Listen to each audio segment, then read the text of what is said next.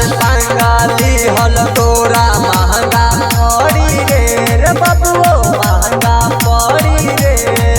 अरे बलिया बक्सर हमारा से पूरा दुनिया हिली रे। लेके 47 ठोकबला सोना मिली रे बेटा। लेके 47 ठोकबला सोना मिली रे।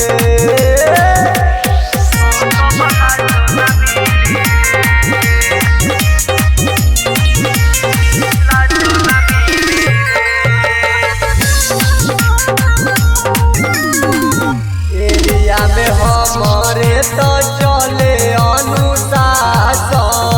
कवनो न बोले आई पुलिस प्रशासन।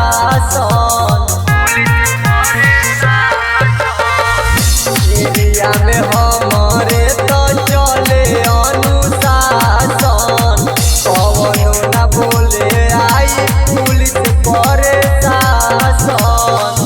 नहीं झूठे सचे तोरा से हम ढीली रे। लेके 47 ठोकबला सोना मिली रे बेटा।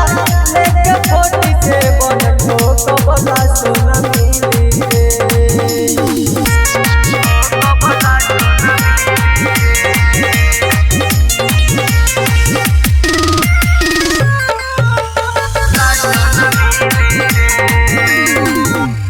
लवा से हमारा तो होई जाई बेल रे। नाम आवाज सुनी जब सते हम पटेल रे।